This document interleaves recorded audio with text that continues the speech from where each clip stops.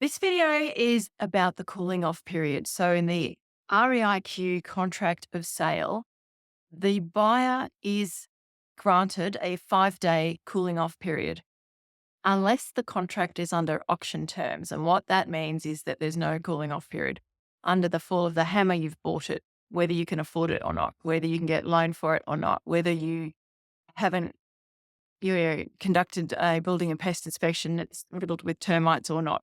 You've bought it under the fall of a hammer at auction.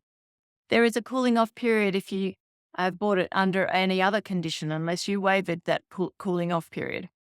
So in Queensland, a cooling off period of 5 business days starts the day the contract is signed by both parties. For contracts that arrive on a weekend or a public holiday, the cooling off period starts on the next business day.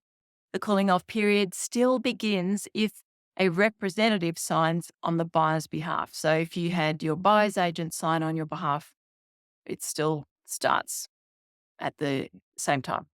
If there's a dispute, the seller or their agent, the sales agent, must prove when they delivered the contract and it was signed.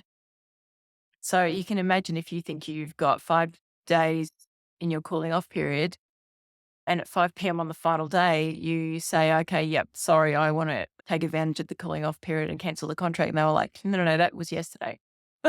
They should be quite clear on that. Your rights under the cooling off provision in the REIQ contract of sale allow you sufficient time to investigate the property or rectify issues with the contract, particularly if you have any concerns about the property, including the property value. You may also wish to fully investigate any insurance issues in relating to the property, including cost and availability of insurance.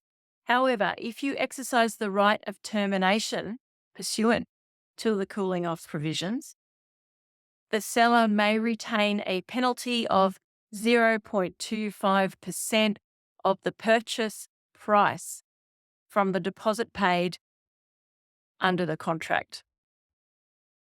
And do some maths. So if I get out my trusty calculator, which I'm a calculator girl, I'm old fashioned. They say it's a $1 million property.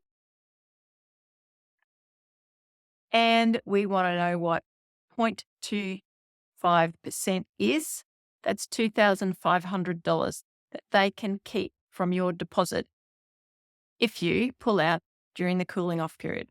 If you do have concerns about the home and a cooling off period applies, you can urgently instruct your conveyancer to immediately commence some searches before the cooling off period expires. Exempt contracts, a sale by auction, like I said, and or a follow-up sale after an unsuccessful auction before 5 p.m. on the second business day after the auction, in which the buyer was a registered bidder.